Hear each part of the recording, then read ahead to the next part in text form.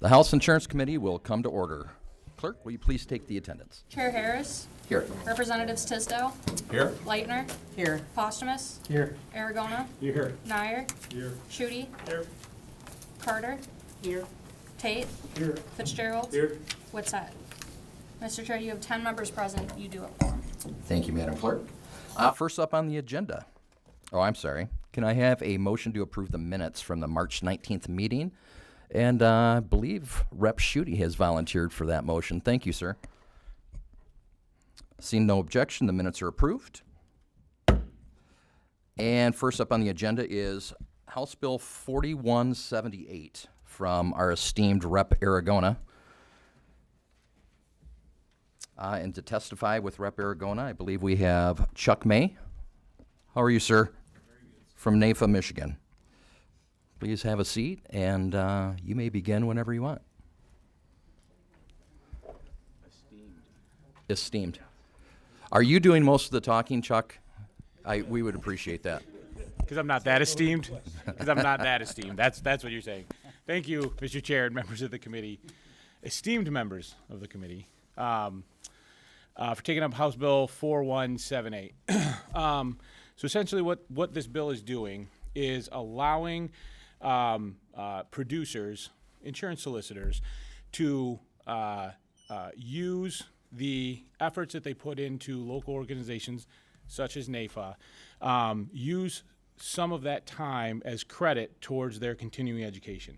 Now, they have to get about 24 hours of continuing education every 2 years in order to keep up their license.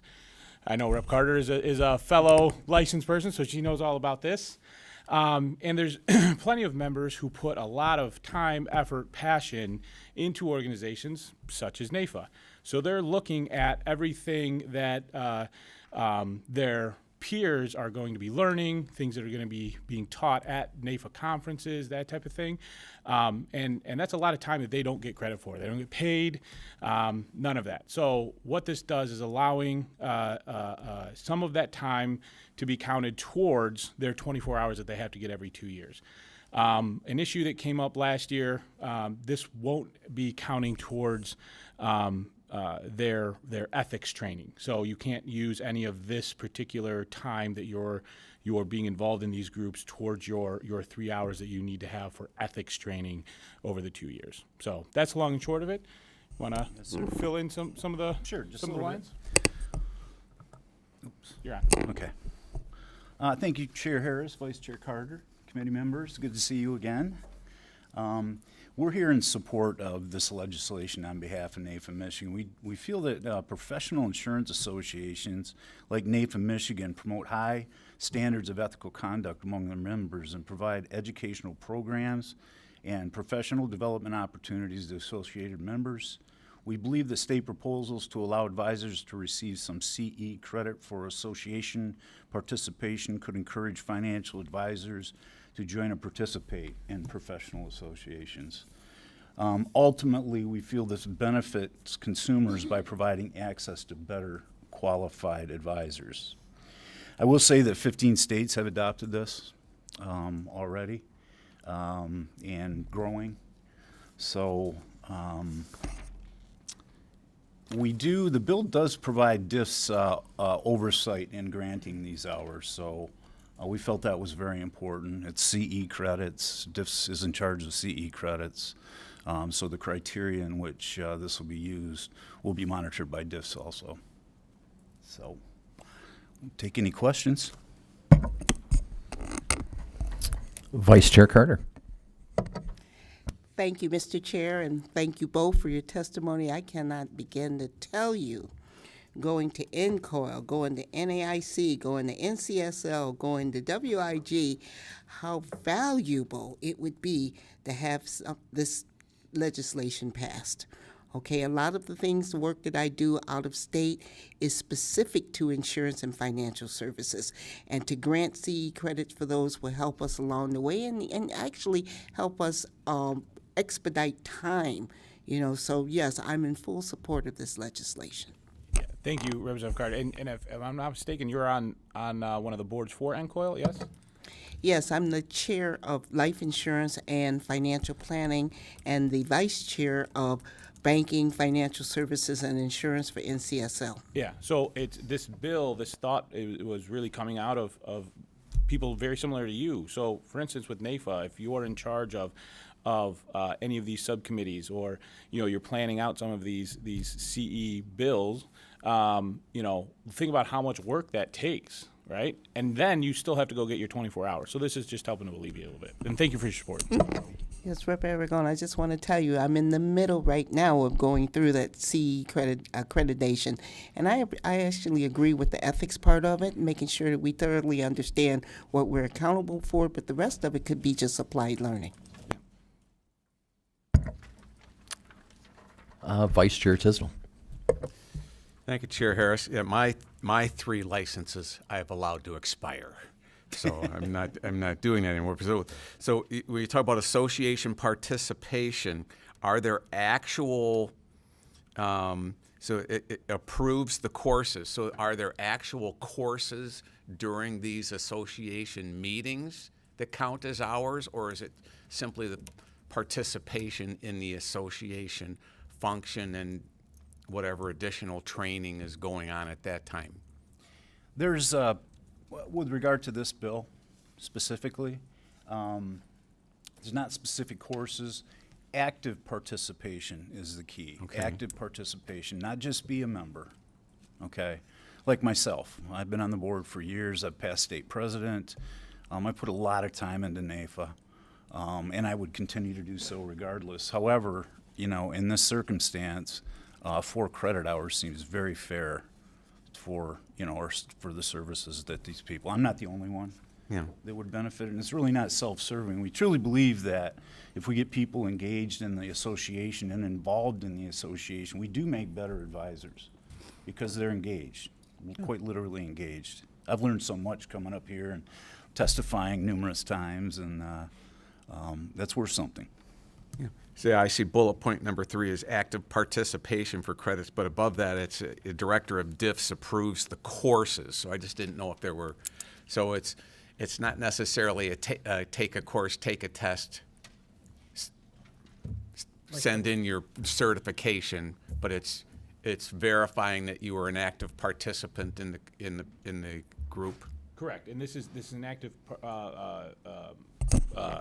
participation in the group, and then I can't find the actual page number in line, but this is also, these are groups that we have. If I have my license and you renew your licenses, and Rep. Carter has her license, then we form the insurance club that meets down at the local bar once a week. Like that, it has to be approved CE hours that this organization is offering. National Now you're record. participating in it and you're actually helping to plan. We're going to offer you those CE, because at the end of the day, if you're one of the people planning out those types of CE courses, then naturally you're going to be learning about that, right? And it takes a lot of effort just to do that portion of it. So. Yeah, and I agree with Vice Chair Carter. It's a pain. So, thank you.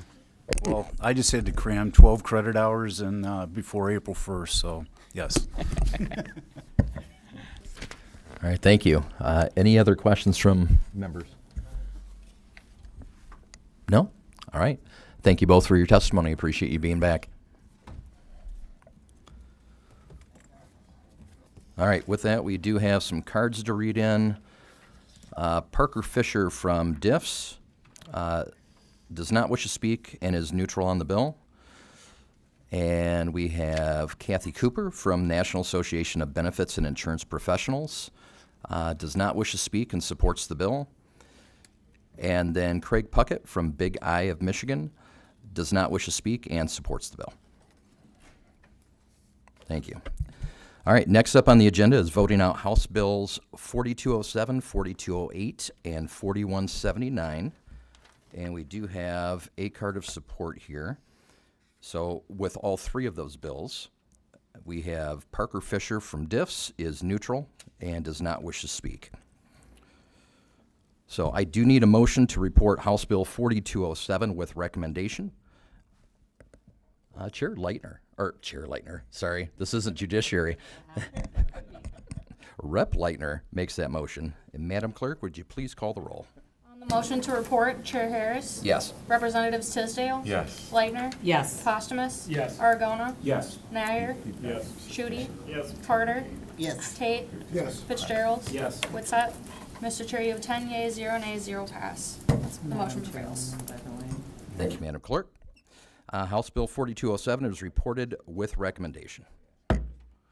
Next is House Bill 4208, sponsored by Minority Vice Chair Carter. And I need a motion to report House Bill 4208 with recommendation. Rep. Fitzgerald, thank you. Madam Clerk, if you please call the roll on that one. On the motion to report, Chair Harris. Yes. Representatives Tisdale. Yes. Leitner. Yes. Yes. Postumus. Aragona. Yes. Nair. Yes. Shutey. Yes. Carter. Yes. Tate. Yes. Fitzgerald. Yes. Witsit. Mr. Chair, you have 10 yeas, 0 nays, 0 pass. The motion prevails. Thank you, Madam Clerk. House Bill 4208 is reported with recommendation. Next up is House Bill 4179, sponsored by, again, the esteemed Representative Aragona. And I need a motion to report that. House Bill 4179. Rep. Postumus, I believe, will make that motion. And Madam Clerk, would you please call the roll? On the motion to report, Chair Harris. Yes. Representatives Tisdale. Yes. Leitner. Yes. Postumus. Yes. Aragona. Yes. Nair. Yes. Shutey. Yes. Carter. Yes. Tate. Yes. Fitzgerald. Yes. Witsit. Mr. Chair, you have 10 yeas, 0 nays, 0 pass. The motion prevails. Thank you, Madam Clerk. House Bill 4179 is reported with recommendation. And can I have a motion to excuse absent members? Minority Vice Chair Carter makes that motion, and without objection, absent members are excused. And I believe that wraps it up. So no further business before the committee. We are adjourned.